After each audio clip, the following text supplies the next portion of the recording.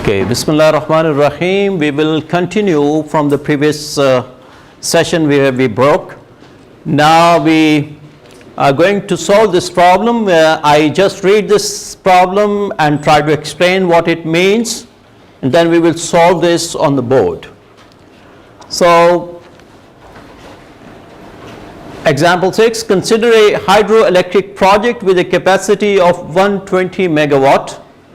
Average annual energy generation of 600 gigawatt hours per year, at total cost of $150 million, a construction period of 5 years with cost disbursements of 20% each year, and a useful economic lifetime of 50 years after the start of operation. The annual operation and maintenance cost, which is also written as O&M cost, will be $1.5 million per year, and the interest rate is 12%. There is no inflation. Find the average unit cost of energy.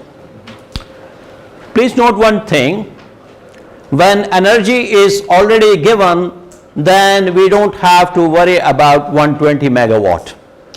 Okay, unless we have to find the energy from this capacity, we don't have to worry about this capacity. Clear? So energy is already given. We are asked to find out the average unit cost of energy, so we don't have to worry about this 120 megawatt. Another thing to note is that a total cost of $150 million is given with a construction period of 5 years and cost disbursement of 20% each year. What this means? This means that if we are using the money, we use it in disbursements.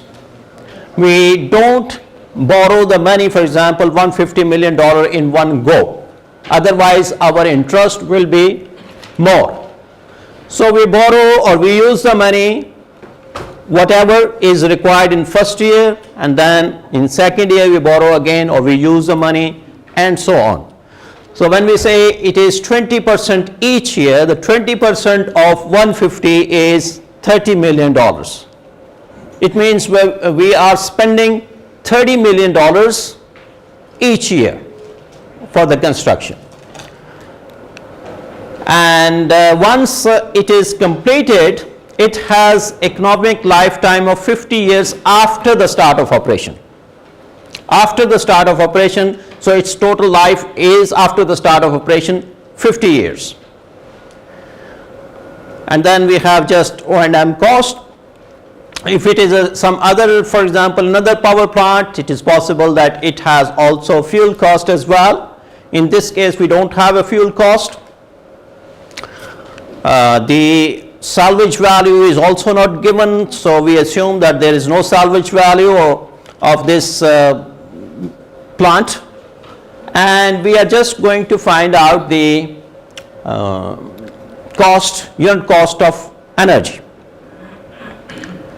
We could have just simply changed this little bit by giving the selling price of energy. Let's say we say that the selling price of energy is 10 cents per kilowatt hour. Then we can easily find out how much is the revenue per year, because just 600 gigawatt hour is generated each year. So multiply with 10 cents per kilowatt hour, we can find out the revenue also. And in that case, we can also ask you to find out net present value. We have discounted revenue minus discounted costs. Now in this case, we are just asking the cost of energy. The cost of energy is asking in unit cost of energy, so per kilowatt hour. This means that if we have the total numerator is total cost is there as a numerator, and total energy generated in denominator, we will find out cost per unit. Another way of doing it is by doing it on annual basis. We have annual cost divided by annual energy.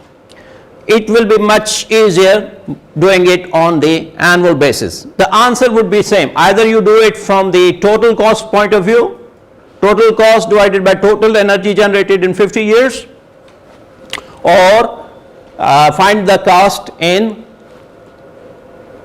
annual basis. Annual cost divided by annual energy. So we already have annual energy there. All we have to do is now find out the annual cost. And we can see also that we have annual O&M cost is also there.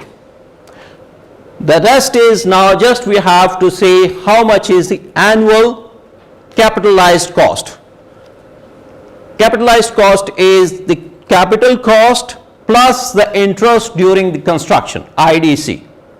If we can find out the annual capitalized cost plus annual O&M cost, that will be the total annual cost divided by total annual energy, and we will have the unit cost of energy.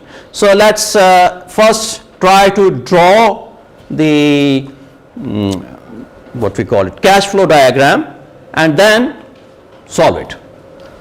So I'm going to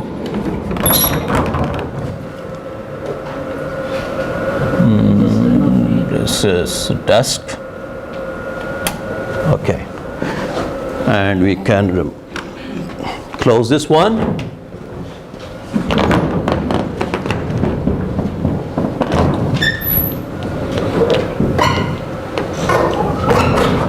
Okay.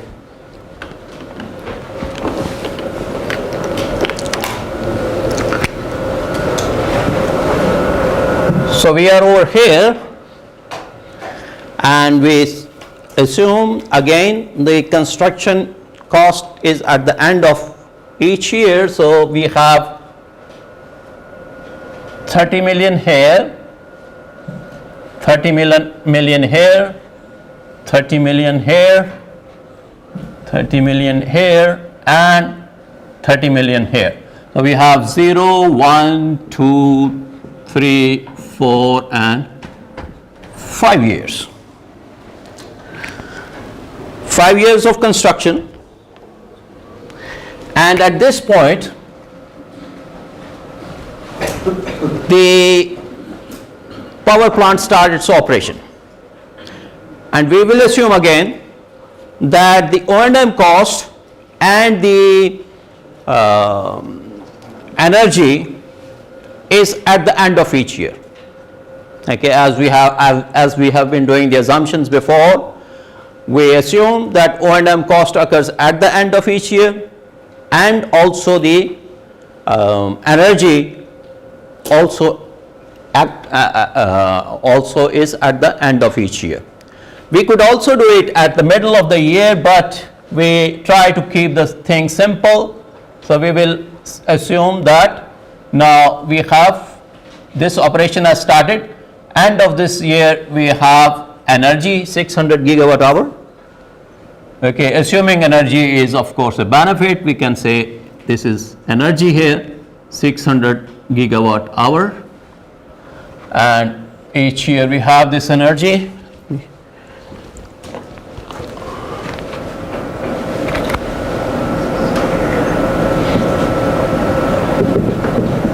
And we have continue with that for 50 years or so, and we have here the last. So this is also 600 gigawatt hour. Okay. So we can say 1, 2, and up to 50 years of this. We also have O&M cost, operation and maintenance cost, and as I said earlier, once the operation has started, we will assume that O&M cost also occur at the end of each year. So here the operation has started this point, and at the end of this year we will have this O&M cost here. This green color is O&M cost. O&M cost is $1.5 million. These are all in millions. Here we were asked total cost was, construction cost was $150 million, but the disbursement was done 20% each year. 20% of each year is $30 million. So we have 30 million here disbursement and 30 here, etc., and the last also the same way I can write it over here. Each year we have $30 million. So this is our cash flow diagram. Any problem with that? Any clarification? No. Now, as I said, that it is easier to work on annual basis rather than bringing all the costs and all the energy at same point. We can bring this cost here at this point, and then when the cost is total at one point, then we can spread it over 50 years. And how to spread the cost, the capital cost, to the rest of its life is by multiplying with uniform annual series of payments. How do we do that? We multiply with capital recovery factor. When you multiply with capital recovery factor, it will be annualized. So first bring this cost over here at this point. Remember that we have a formula. We can actually bring this one by one also, but since this is equal payments, we can use also formula, and the formula is because from here it is a future value, so we have a future compound amount formula. Future compound amount formula is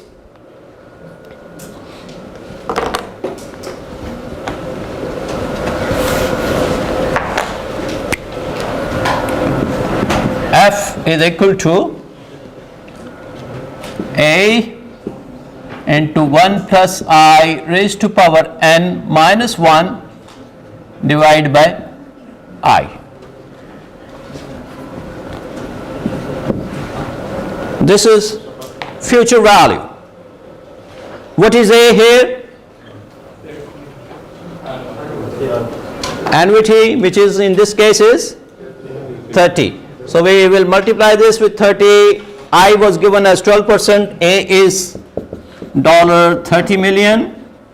I was equal to 0.12, 12%. And N in this case, because we are bringing it 5 years are there disbursement, 1, 2, 3, 4 and 5. So we have N is equal to 5. And you will have the future value, which can be easily found out. You put the value here 30 and then 1.12 raised to power 5 minus 1 divided by 0.12, and I suppose, if I remember, it is $190.59 million. I think you can check it out. This will come. Okay. Any questions? No questions? So this would be F of 5 instead of F. Thank you very much. We have N5, so we have at 5th year we have this cost coming. This means that now our cost is where? Where do we have this cost? At 5 here. We put this cost here. Let's we can use blue color here maybe. Okay, so the cost has come over here. $190.59 million has come over here. When we apply this formula, we have brought all the cost over here. Please note one more point. The original value capital cost was 150 million. Now we has $190.59 million. All right? This is called capitalized cost. It is capital cost plus interest during construction. Capitalized cost is equal to capital or construction cost. Construction cost was how much? 150 million. Construction cost plus IDC. IDC is called interest during construction. So we have 150 million here, and the rest 40.59 is accumulated due to interest. The total cost has become, capitalized cost has become $190.59. From $150 million, it has become $190.59 million. This cost is capitalized cost, which include construction cost plus interest during construction.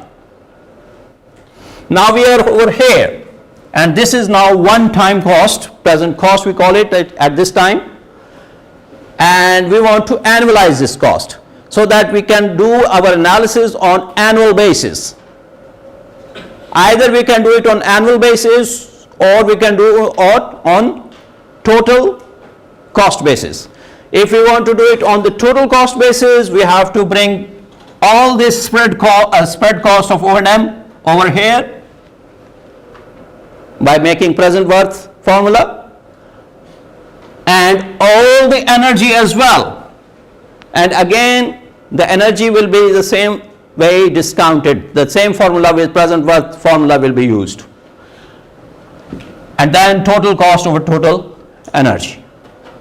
Or you will get the same answer. Or you spread this on 50 years and divide by, and then you have annualized cost. So annual O&M cost plus annual capitalized cost will have total cost. We will have total cost divided by total annual energy, and that will give us our answer. So Would it be wiser to have a strategy first and then start solving it? You presented two strategies. yeah. One strategy is to bring all the costs and revenues into one place, or spread it according to an annual basis. So there are two different strategies, and based on that, solve it. Exactly. Another thing is that anything under the horizontal axis would be negative, and anything above the horizontal axis will be positive. Right. All right. Thank you very much for the clarification. We have, in this case, since we are only doing cost of unit cost of energy, the negative and positive we will not worry about this time. We will have cost divided by energy. All right. But of course, this energy, if we have to multiply with let's say we are selling price is let's say 10 cents per kilowatt hour, we can easily convert to this revenue, and this revenue will be on the positive side and the costs will be on the negative side. Now we have this capitalized cost, and as I said that we can annualize it. How do we annualize? We multiply with capital recovery factor, and that will give us the annualized capital cost. So we have annualized capital cost is equal to, we have the present value, we have this one present value, and here we have the capital recovery factor. The capital recovery factor is I into 1 plus I raised to power n divided by 1 plus I raised to power n minus 1. This is called CRF, capital recovery factor. 190.59, and you can write down million if you like, multiply by, and we have this I was 12%, 0.12 multiplied by 1.12. Now here we have n. How much is n in this case? 50 years. We are spreading it to 50 years. We are going to spread this cost now to 50 years. Remember, we don't spread it by dividing by 50. Time value of money. We don't spread this cost by dividing it to 50. We use this formula, capital recovery factor, and then we annualize that. All right. So we have this over 1.12 raised to power 50, here also 1.12 raised to power 50 minus 1. And please tell me what is the number there. It will be dollar, I think 22 point something. 22.48 or something.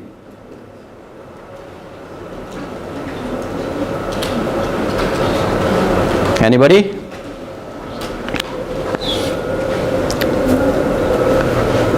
It would be also good if you work out this one separately.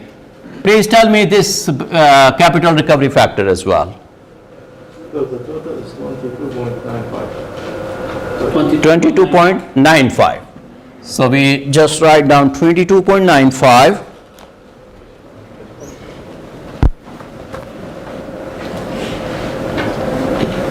million. This 22.95 is now, this 190.59 is spread over 50 years. 22.95, 22.95 and so on. So if I may, just for your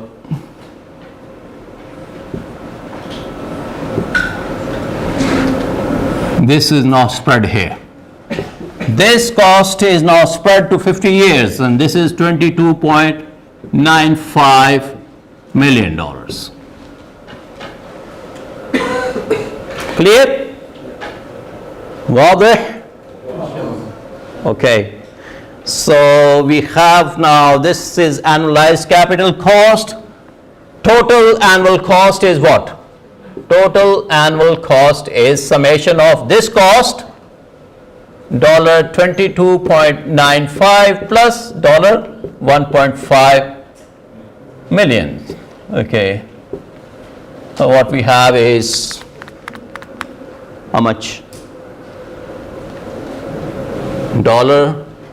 $24.45 million.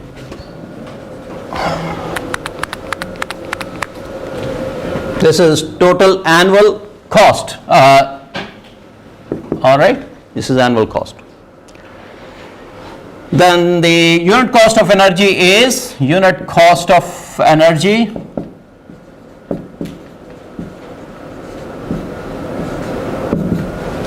Total annual cost $24.45 million divided by, we have energy is 6, annual energy is 600. Now please note, 1 gigawatt hour is equal to 10 raised to power 9 watt hours, or we can also write it down 10 raised to power 6 kilowatt hours.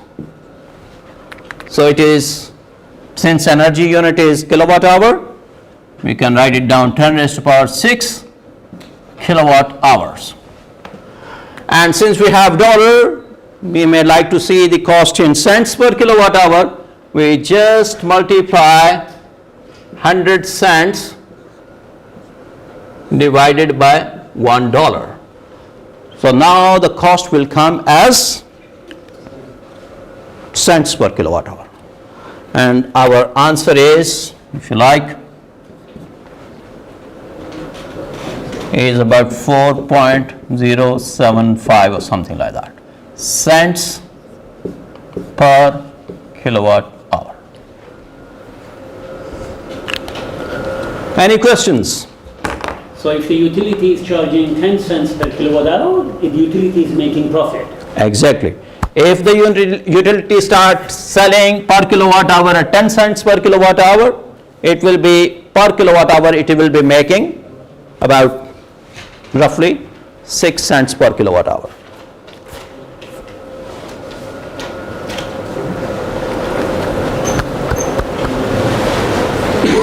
Any questions? Easy? So although it looked difficult, but it's easy, just you have to see that you bring the cost and spread it, and total cost, total annual cost divided by total energy. At home, you can try the same problem. You can try bringing all the energy at one point here and all the O&M cost here, and add this cost and divide it, total cost divided by total energy, you will get the same answer. Okay?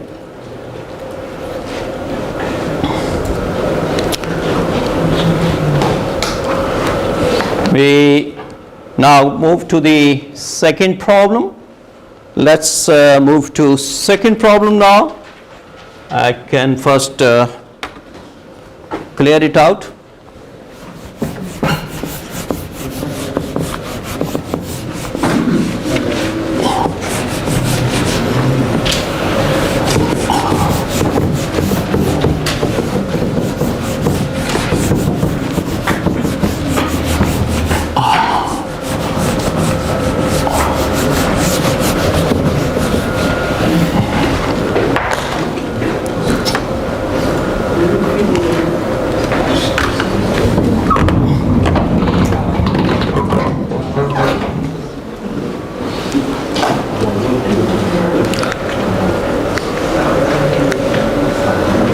This is the solution of this problem. Okay, you have already seen this problem. We can just skip this up. Okay, let's look at this problem.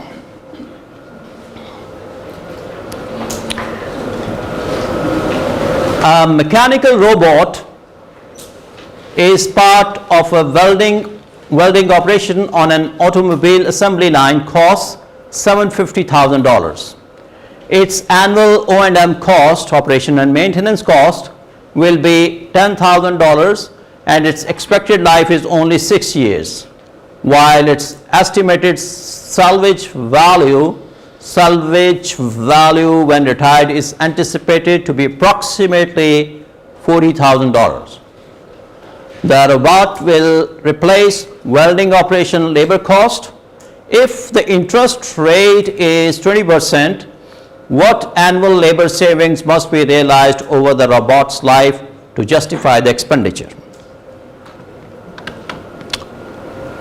So if I may explain it again, we are going to buy a robot which will do the welding operation, and it's costing us $750,000. And there will be some annual maintenance cost also, $10,000, and maybe energy cost there. Annual operation and maintenance cost is around $10,000. And its expected life is only 6 years. After 6 years, it will be retired, maybe given to some university at around $40,000. The interest rate is 20%, or the value of money, cost of money, whatever you call it, it's 20%. Now the question is asked, for justification of this robot, how much labor cost is there, so that we can see that there is a savings in the labor, which means that the labors will be then, of course, might be used for some other purposes, or might be laid off, which we don't want. So we want to see that how much annual savings of labors will justify this expenditure. Okay.